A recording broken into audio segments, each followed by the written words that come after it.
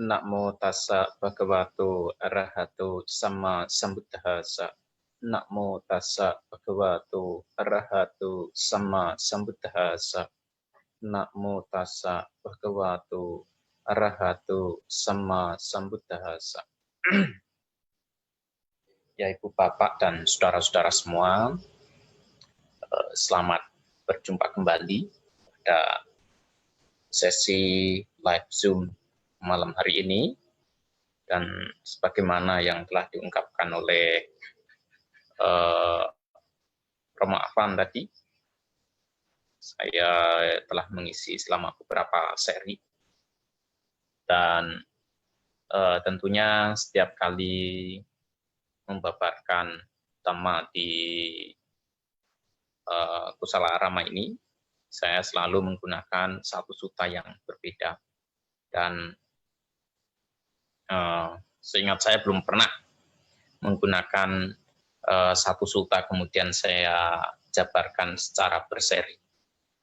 Kalau yang Rabu itu biasanya berseri, tergantung dari suttanya itu panjang atau pendek. Dan pada malam hari ini saya akan mengambil satu sutta yang berjudul Cetana Sutta.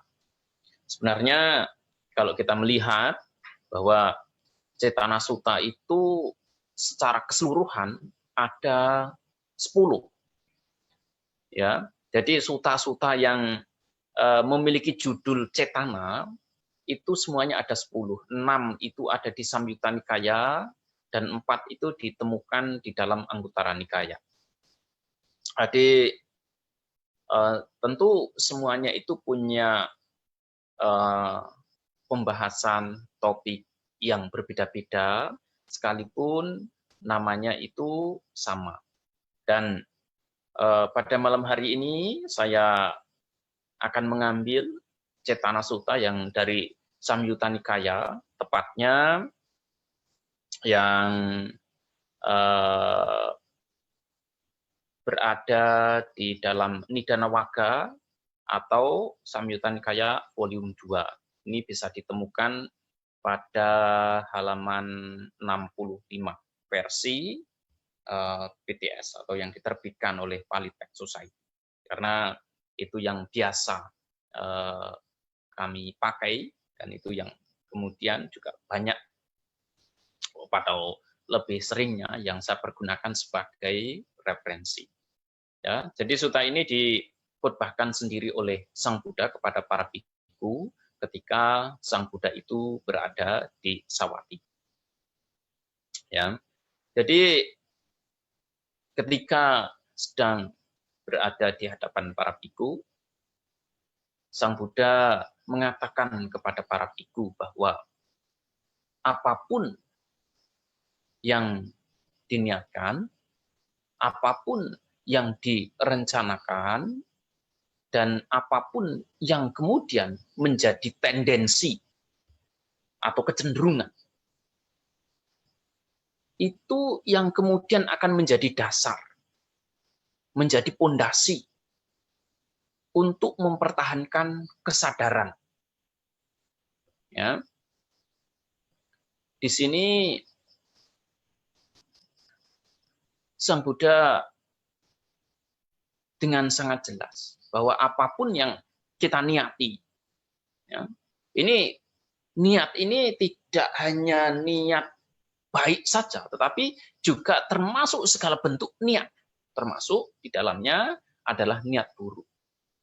Jadi semua bentuk niat, apakah itu niat baik ataukah niat buruk, semua bentuk planning, semua bentuk rencana, ya, rencana yang baik maupun rencana yang buruk, dan semua kecenderungan kita, ya, kecenderungan kita, apapun yang menjadi kecenderungan kita, itu semuanya akan menjadi dasar, akan menjadi pondasi atau aramana yang akan membuat kesadaran atau winyana itu terus memiliki eksistensi, akan tetap terus ada sepanjang waktu. Ya. Nah, oleh karena itulah di sini perlu kita pahami bersama-sama, perlu kita mengerti bersama-sama bagaimana kita menyikapi cetana, menyikapi niat, menyikapi planning, menyikapi kecenderungan ini. Agar niat, planning, atau rencana, atau kecenderungan-kecenderungan itu kemudian bisa kita hentikan. Karena itulah yang kemudian akan menjadi tujuan dalam praktek yang diajarkan oleh Sang Buddha. Ya. Jadi seringkali kita semuanya mendengar, seringkali kita semuanya diajarkan untuk memiliki niat yang baik. Kita semuanya diajarkan untuk memiliki planning, rencana yang baik. Dan juga kita diajarkan untuk memiliki kecenderungan-kecenderungan yang baik. Sehingga kehidupan kita akan menjadi bahagia, menjadi nyaman, menjadi lebih enak, dan tidak menderita. Ya, itu yang seringkali kita dengarkan. Apalagi ketika konteksnya itu berada di wihara, konteksnya itu berada dalam praktek religi, ya, semua niat yang baik itulah yang perlu dikembangkan. Semua planning yang baik itulah yang perlu kemudian dikembangkan. Semua kecenderungan-kecenderungan yang baik itulah yang patut dikembangkan. Ya. Nah, sehingga nanti kita akan, karena kecenderungan yang baik, niat yang baik, dan planning yang baik, itu seringkali dikatakan, dianggap sebagai sarana untuk mendapatkan kebahagiaan, mendapatkan kedamaian, mendapatkan kehidupan yang lebih baik. Di satu sisi betul, ya. Di satu sisi itu betul. Untuk di level dasar itu betul. Ya, di level dasar, di level umum itu betul.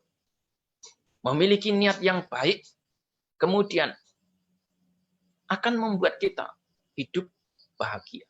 Kita tidak akan disertai oleh penyesalan, kita tidak akan kemudian diganggu oleh kekecewaan, kekhawatiran, ataupun keresahan karena niat buruk yang kita miliki.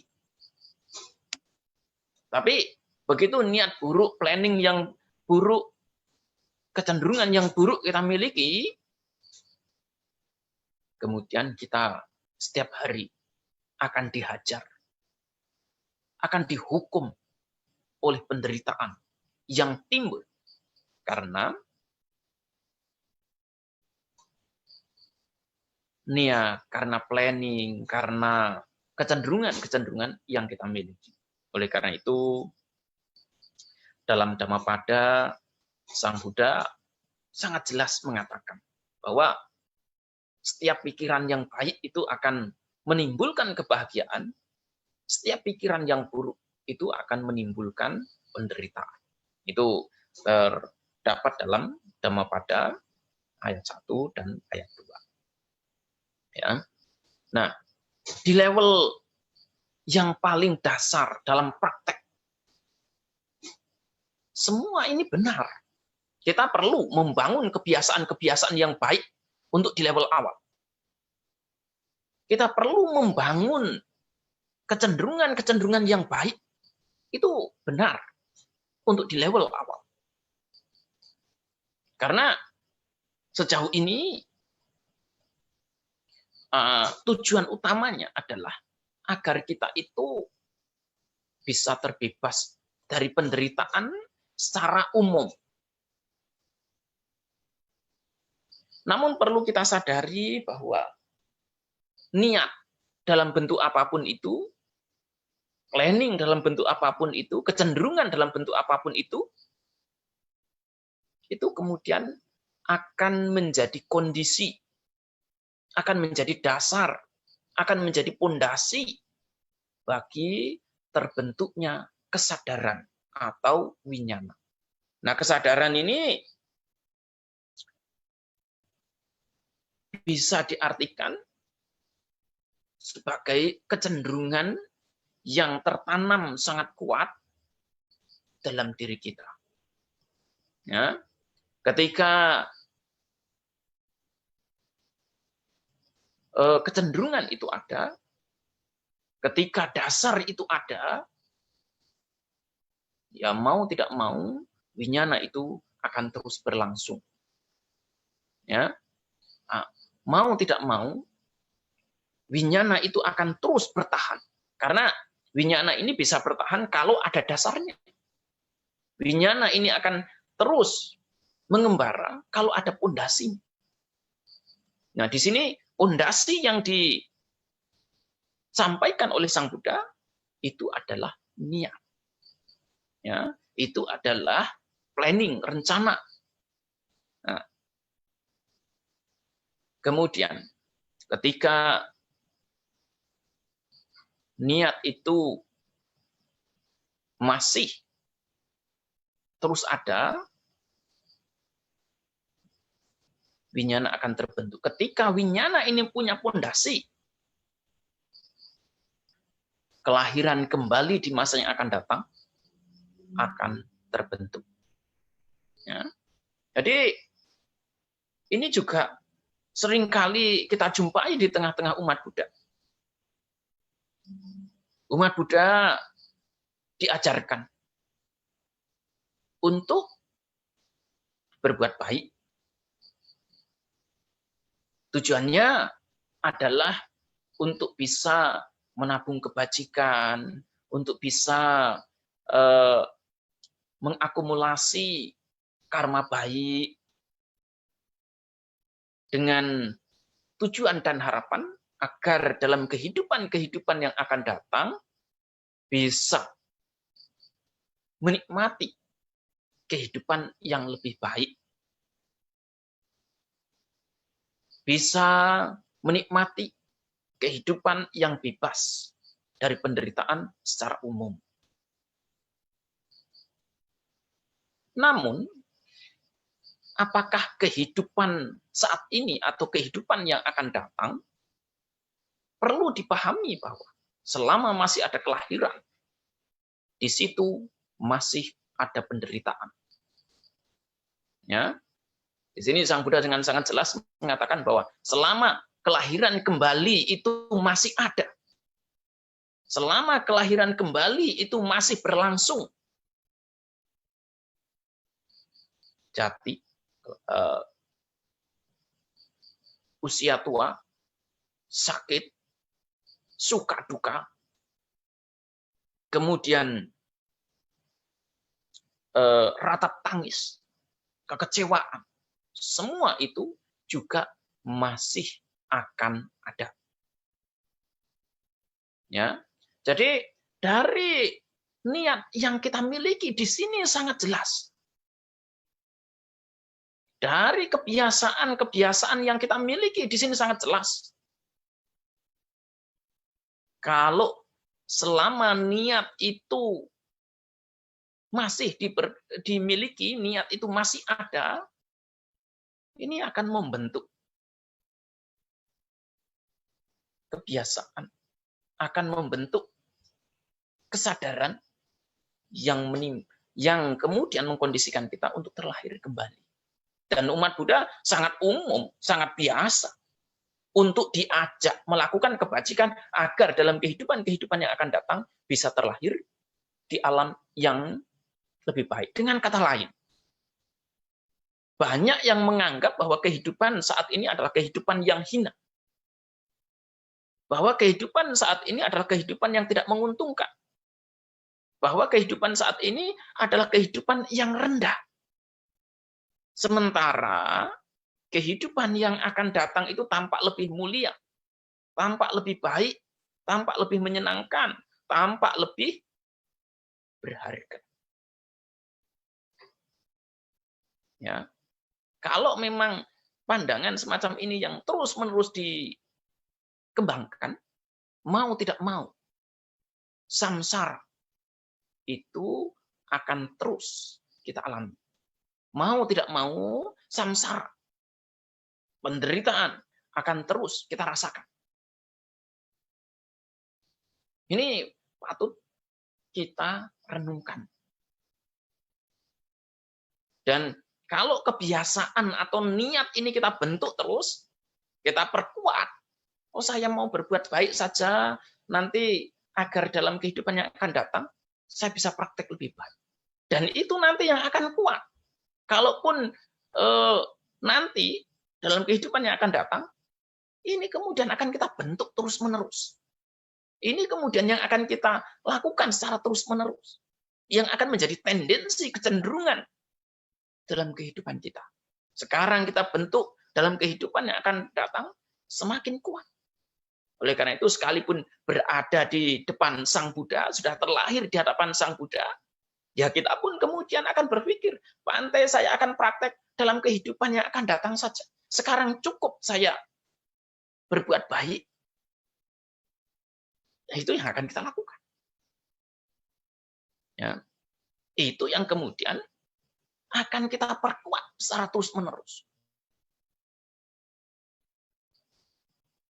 Sebagaimana tadi saya sampaikan bahwa di awalnya itu memang baik. Secara umum itu memang tampak baik, memiliki niat yang baik jika dibandingkan dengan memiliki niat yang buruk. Tetapi konsekuensinya adalah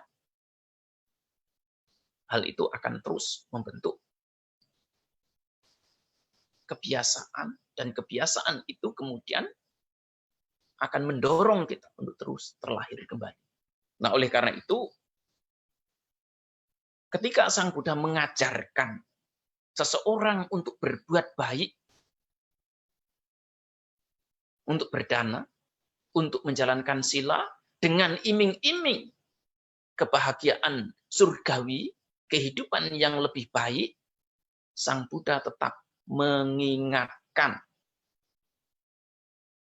Hati-hati, ini bahaya loh. Karena kebahagiaan surgawi itu pun tidak kekal. Oleh karena itu, yang terbaik adalah memahami 4 kebenaran mulia dalam kehidupan sekarang ini juga.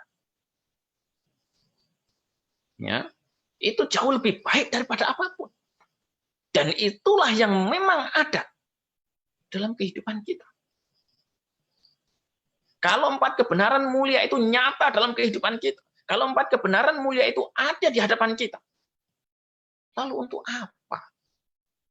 Ya, apa gunanya? Kemudian kita perlu terlahir kembali hanya untuk memahami 4 kebenaran mulia. Kalau sekarang ini sudah ada, mengapa kita harus menunggu sampai terlahir kembali, nunggu mati kemudian terlahir kembali, baru kemudian kita merayap, baru kita merangkak, baru kita berusaha, berjuang untuk memahami 4 kebenaran mulia. Betapa bodohnya kita. Ya. Nah, oleh karena itu kan Sang Buddha ketika memberikan iming-iming bahwa dengan berbuat baik, dengan berdana, dengan menjalankan sila, kamu masih bisa menikmati kebahagiaan surgawi. Dia iming-imingi. Ini loh hadiahnya kalau kamu mau berdana, kamu mau menjalankan sila. Hadiahnya ada. Bisa kamu nikmati setelah kamu itu mati. Tapi Sang Buddha tidak lupa mengingatkan.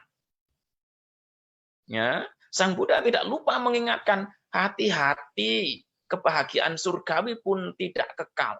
Hati-hati, kebahagiaan surgawi pun tidak selamanya akan kamu nikmati. Karena kebahagiaan surgawi pun masih terkondisi. Gitu. Nah, oleh karena itu, daripada kamu terus terjebak dalam kelahiran kembali, mengapa tidak kamu pahami 4 kebenaran mulia yang bisa membuat kamu menghentikan duka secara utuh.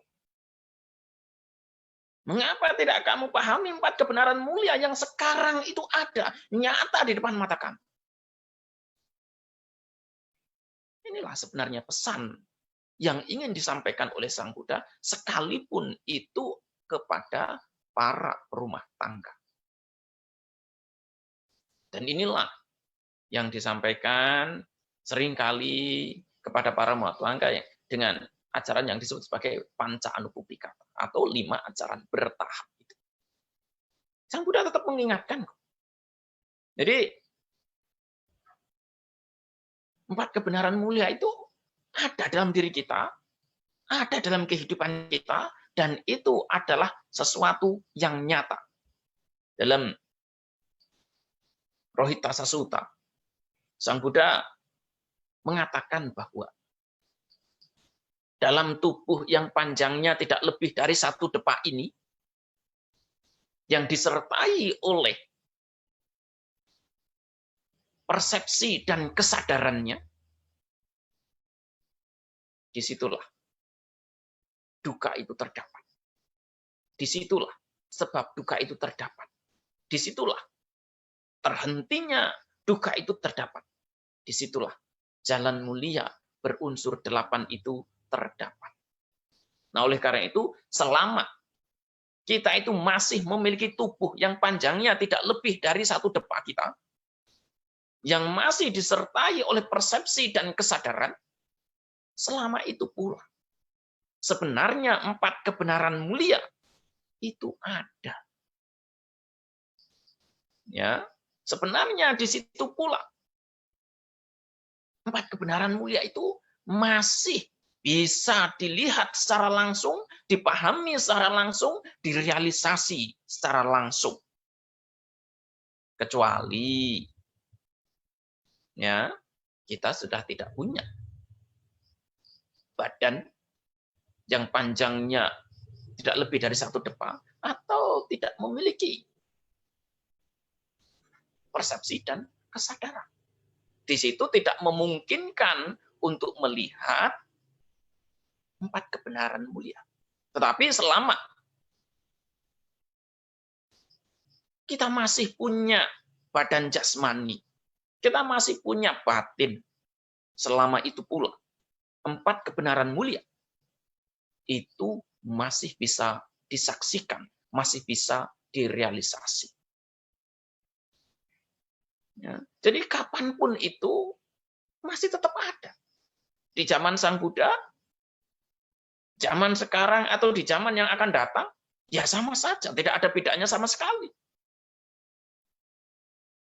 Tidak akan ada perubahan sedikit pun. Selama batin dan jasmani itu masih ada, 4 kebenaran mulia itu juga masih ada. Ya. Apakah itu sesuatu yang sangat mustahil untuk dipahami, sangat mustahil untuk dimengerti, sangat mustahil untuk direalisasi?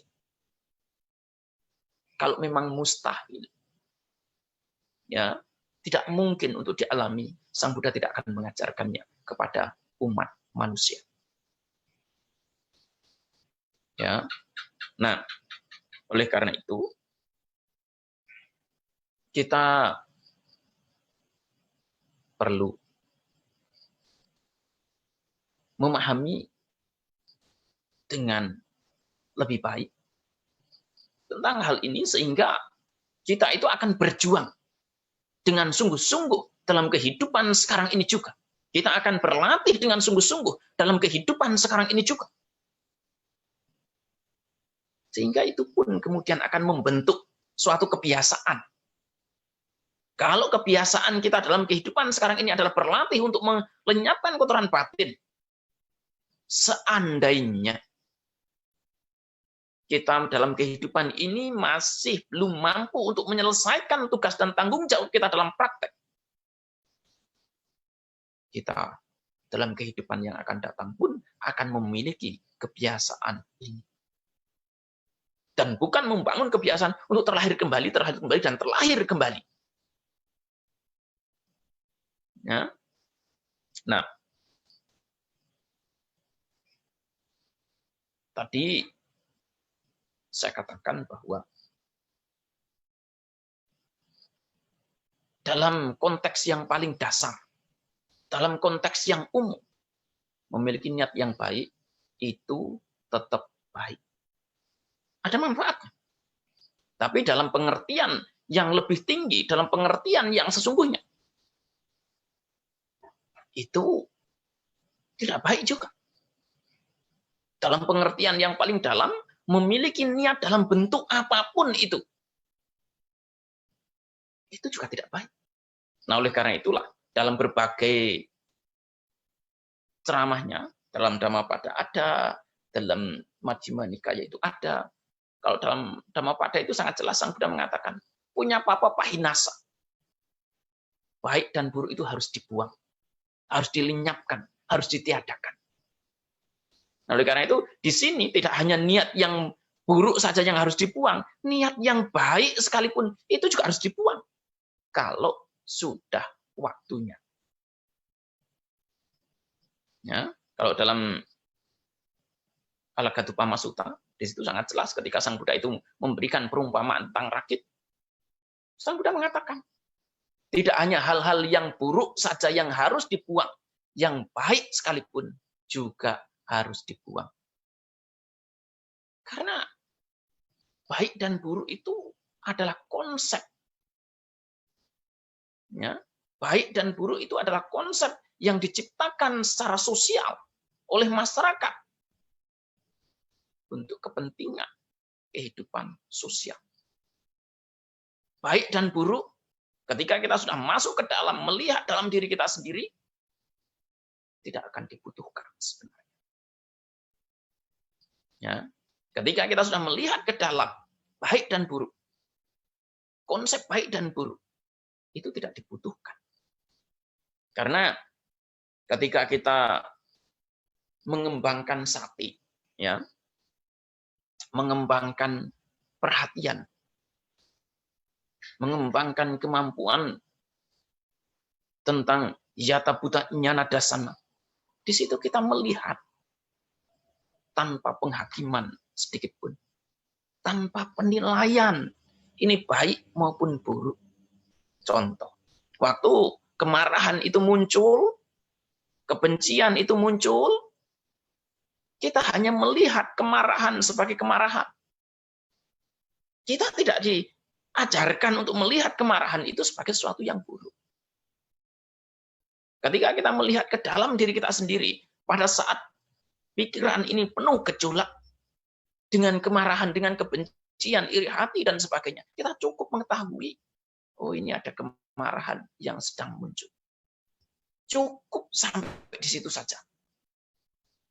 Tanpa perlu menghakimi, oh ini pikiran saya tidak baik, harus dibuang ini. Pikiran saya ini tidak baik, harus disingkirkan ini. Kalau sudah seperti itu, sama saja kita itu membenci diri sendiri. Sama saja kita itu kemudian mengembangkan kebencian sedalam-dalamnya, sehingga bagaimana mungkin kebencian akan bisa berakhir.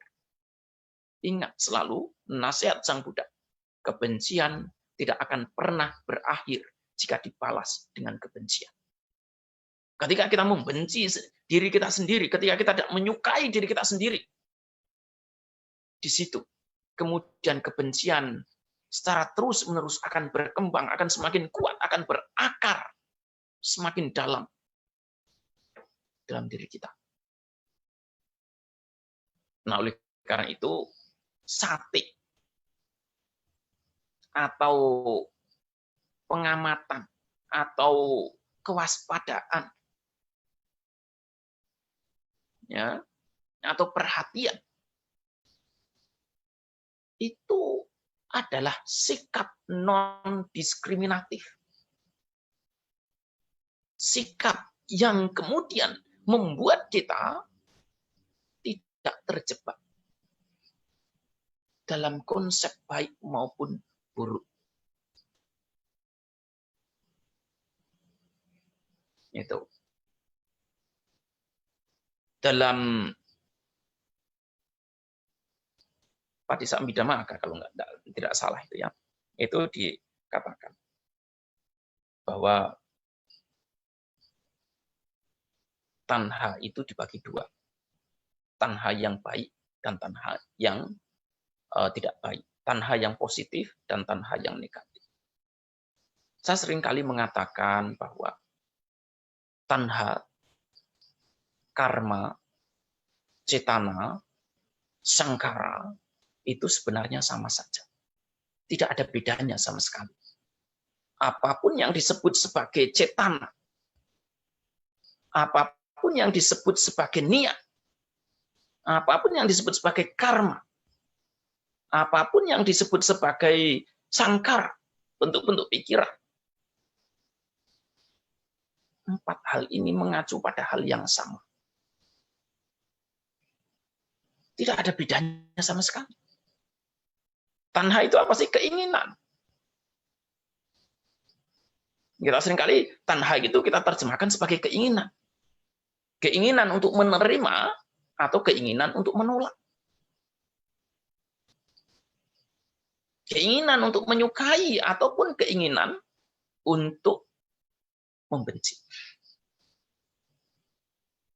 Ya. Cetana. Cetana juga keinginan sebenarnya. Niat. Tidak ada bedanya. Karma itu juga diterjemahkan sebagai cetana, sebagai niat. Sangkara. Sangkara itu juga diterjemahkan sebagai niat. Itu.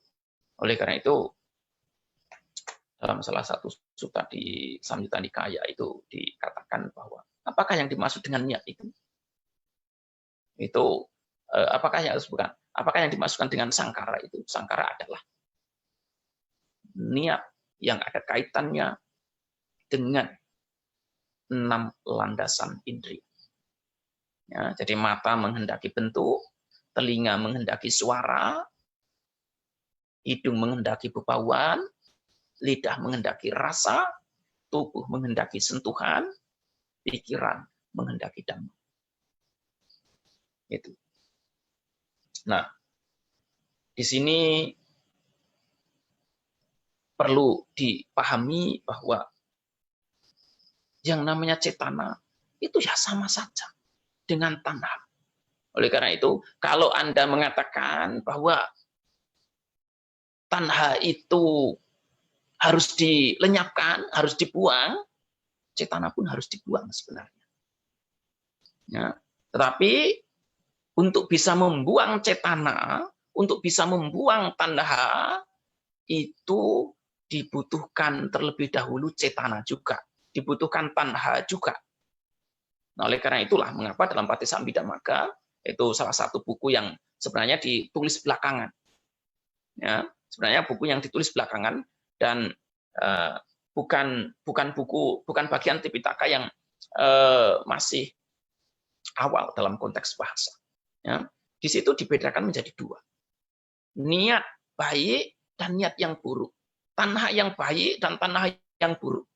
Tanha yang baik itu bagaimana? Tanha yang baik adalah tanha yang akan mampu mengkondisikan kita terbebas dari samsara. Contoh, saya akan berjuang, saya punya niat untuk berjuang, untuk praktek, agar saya terbebas dari penderitaan dalam kehidupan sekarang ini. Ini niat baik. Ya, niatnya baik, kemudian membuat kita terbebas dari penderitaan. Kalau niat yang jahat, itu adalah saya tanha yang buruk itu adalah tanha yang selalu mengkondisikan kita terus terjebak di alam samsara. Mengkondisikan kita terus-menerus terlahir kembali. Itu. Nah, oleh karena itu, di sini memiliki niat untuk praktek itu dibutuhkan di awalnya. Memiliki niat yang mengkondisikan kita terbebas dari penderitaan itu dibutuhkan. Sampai kapan niat ini dibutuhkan? Ya, sampai kapan niat ini harus dipertahankan? Sampai kapan niat ini harus ada dalam diri kita? Sebenarnya niat ini akan bisa terus bertahan sampai seseorang itu mencapai anagami. Ya, yang namanya niat, yang namanya tanha dalam bentuk apapun itu, ketika seorang sudah menjadi anagami itu harus dibuang, dilepaskan. Barulah kemudian nanti dia akan bisa merealisasi nibbana di level yang terakhir. Kalau cetananya ini tidak dilepaskan, niatnya ini tidak dilepaskan, jangan harap untuk bisa terbebas penuhnya. Nah, jadi niat di awal praktek itu sangat penting. Niat untuk berjuang, niat untuk berlatih itu dibutuhkan sampai seseorang itu mencapai anagami. Tapi ketika seorang sudah mencapai anagami, semuanya itu kemudian perlu dilepaskan. Semuanya itu dibiarkan untuk berproses secara alamiah. Nah, oleh karena itu, ketika istilah rupa raga dan arupa raga itu diterjemahkan sebagai keinginan untuk terlahir di alam rupa dan alam arupa, saya tidak setuju. Itu, ya, karena sebagaimana yang saya ketahui, sebagaimana yang saya temui, banyak orang-orang yang telah mencapai tingkat kesucian Sotapanna itu kehilangan konsep surga dan neraka. Ya. Kalau konsep surga dan nerakanya itu sudah hilang, lalu di mana keinginannya untuk terlahir di alam rupa maupun alam arupa? Tidak ada. Karena dasarnya untuk terlahir itu tidak ada di situ. Nah, oleh karena itu, rupa raga dan arupa raga itu adalah keinginan untuk mempertahankan apapun yang baik. Contoh, seperti sati. Sati itu dianggap baik dalam praktek. Ya, perhatian itu dianggap baik dalam praktek. Nah, pada saat seseorang sudah mencapai tingkat anagami, semua ini juga harus dilepaskan. Karena bagaimanapun, yang namanya sati itu juga masih dalam konteks sangkara, masih terkondisi. Oleh karena itu, semua harus dilepaskan, semua kemudian dibiarkan untuk berjalan secara otomatis. Semua kemudian dibiarkan untuk berproses sesuai dengan kondisi yang ada. Nah, ketika seseorang tahu akan hal ini, kemudian dia punya niat untuk menghilangkan niat inilah yang disebut sebagai arupa raga itu tadi. Keinginan untuk menghancurkan. Kalau tadi keinginan untuk mempertahankan terus karena sati itu dianggap baik, karena sati itu dianggap bermanfaat, kemudian dia pertahankan dalam praktek. Selama dia masih punya keinginan untuk mempertahankan sekalipun itu sati, itu masih ada cetana. Di situ juga masih ada tanha. Nah, oleh karena itu, semua itu juga harus dilepaskan di situ. Semua di situ juga harus ditinggalkan. Ya, jadi rupa raga itu adalah keinginan untuk mempertahankan apapun yang baik. Dan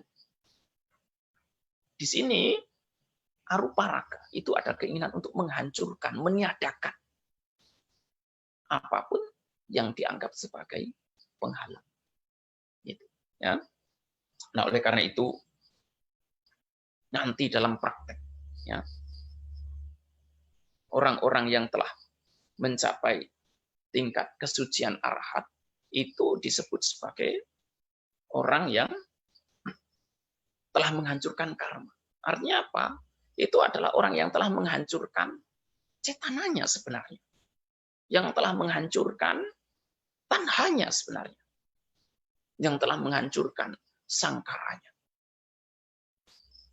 Sangkara dalam konteks niat.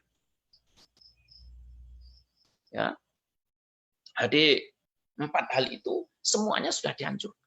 Oleh karena itu mereka yang telah mencapai tingkat kesucian arahat itu seringkali disebut sebagai tanha kayu. Orang yang telah bukan tanha kayu saja, tanha kayu kemudian kama kayu. Orang yang telah menghancurkan karmanya.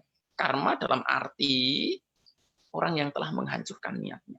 Nah, ketika seseorang sudah menjadi arahat, dia hidup tidak lagi berdasarkan pada niat, tapi pada kebutuhan. Ya. Nah, oleh karena itu, ketika meninggalkan istana, Pangeran Siddhartha punya keinginan yang kuat, keinginan yang menggebu-gebu untuk menemukan obat bagi usia tua, sakit, dan kematian. Ya, dia berjuang dengan keras, dia berusaha dengan keras, dan bahkan perjuangan dan usahanya itu akan merenggut nyawanya. Kemudian setelah 6 tahun berjuang, dia kemudian sukses. Tetapi kalau kita baca ceritanya, ya, kita baca kronologinya, begitu sukses menjadi seorang Buddha, begitu sukses menemukan jalan, menemukan obat bagi usia tua, sakit, dan kematian, Sang Buddha kemudian tidak punya keinginan untuk mengajarkan Dhamma. Karena di situ kan di situ dikatakan bahwa Dhamma ini sulit untuk dilihat. Itu dasu. Sulit untuk dilihat. Tidak mudah untuk dilihat.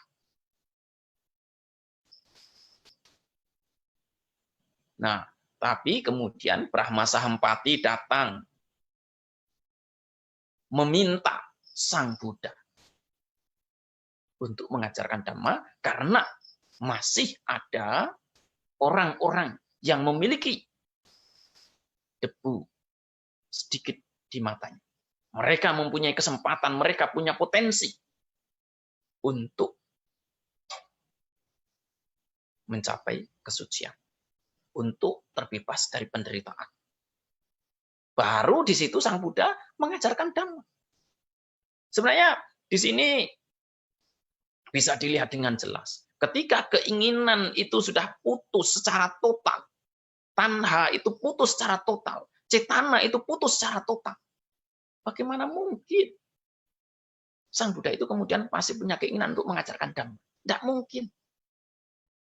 Oleh karena itu harus ada orang yang meminta Sang Buddha.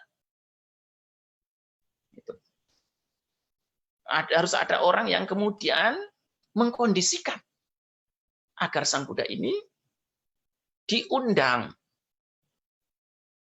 untuk mengajarkan Dhamma. Gitu, ya. Nah, selama seseorang itu masih punya keinginan untuk mengajar, selama seseorang itu masih punya keinginan untuk membabarkan Dhamma, ya selama itu pula sebenarnya dia masih belum terbebaskan sepenuhnya. Sekalipun membabarkan Dhamma itu bagus, membabarkan Dhamma itu indah, membabarkan Dhamma itu bermanfaat. Tapi ketika keinginan itu sudah putus, tanha itu sudah putus, cetana sudah putus, sangkara sudah putus, dan kemudian karmanya juga putus, jangan harap Ya. Jangan harap kemudian orang tersebut membabarkan dhamma. Kecuali diminta, dikondisikan, diundang. Itu, ya. Nah, disinilah yang perlu kita pahami bahwa memiliki niat di awal itu penting. Memiliki niat yang baik itu penting jika dibandingkan memiliki niat yang buruk. Ya. Tetapi nanti perlu dipahami bahwa selama masih ada niat, sebaik apapun itu niatnya, selama itu pula kesadaran kita masih terbentuk. Selama itu pula masih ada pondasi untuk melanjutkan penderitaan. Selama itu pula kita masih punya potensi untuk terlahir kembali, mengalami usia tua dan kematian. Mengalami duka cita, ratap tangis, kekecewaan, kekhawatiran, dan sebagainya. Ya. Nah, oleh karena itu, niat yang baik tetap dibutuhkan. Sampai ketika seseorang itu mencapai tingkat kesucian anagami. Tetapi dalam prakteknya sekalipun, tetap kita harus mampu menimbang, harus mampu melihat. Sekalipun seseorang masih belum mencapai anagami, ada waktunya. Kita juga harus bisa menimbang kapan niat itu harus dipertahankan. Kapan niat itu harus dilepaskan juga. Kapan niat itu harus digenjot. Dan kapan niat itu harus direm juga. Pada saat kita sedang praktek. Inilah yang kemudian akan membuat praktek itu kemudian bisa berjalan dengan mudah, dengan gampang, dan tidak akan banyak rintangan. Tapi selama kita itu masih terus mempertahankan niat, ya selama itu pula kemudian penderitaan akan kita alami. Ada contoh yang baik. Seorang yogi praktek dengan sungguh-sungguh, praktek dengan baik. Begitu maju, senang. Begitu prakteknya maju, dia merasa nyaman, merasa bangga. Dipuji, dia merasa senang, merasa bangga. Oh, saya prakteknya maju. Timbullah rasa percaya diri. Timbullah kemudian sadar bahwa praktek yang dia lakukan itu tidak sia-sia. Dia genjot, dan genjot. Tapi yang namanya praktek, kalau dilakukan dengan serius, dia pasti akan bertemu dengan yang namanya duka. Duka itu pasti akan ditemui. Mau tidak mau. Karena inilah yang akan kita lihat. Inilah yang kemudian harus dipahami dengan baik. Tapi ketika duka itu muncul, kebanyakan umat Buddha itu jadi pengecut. Lari tunggang langgang. Tidak mau melihat duka. Tidak mau berhadapan dengan duka. Tidak mau kemudian mempelajari apa itu duka secara langsung dalam kehidupannya.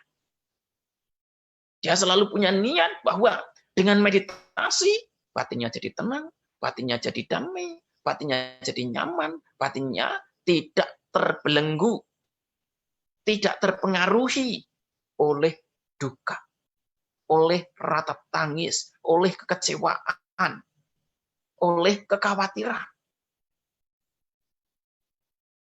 Nah, disinilah sebenarnya dia pun harus melepaskan niatnya. dan memberikan kesempatan kepada pikiran untuk berproses sesuai dengan kondisinya. Memberikan kesempatan kepada semua yang baik maupun yang buruk untuk muncul ke permukaan. Karena kalau tidak diberikan kesempatan untuk muncul, lalu kapan? Ya, semua yang baik dan yang buruk dalam diri kita ini akan punya kesempatan untuk muncul ke permukaan. Lalu kapan semuanya itu bisa kita kenali, bisa kita pahami, bisa kita mengerti, dan kemudian kita punya kemauan untuk melepaskannya, punya kemauan untuk meninggalkannya, punya kemauan untuk membuangnya.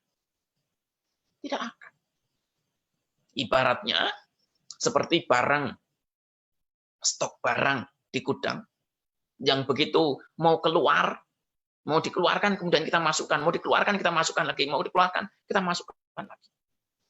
Tidak akan ada waktunya gudang itu menjadi kosong. Ini juga sama seperti diri kita. Kalau yang kita kasih kesempatan itu hanya yang baik-baik saja untuk muncul,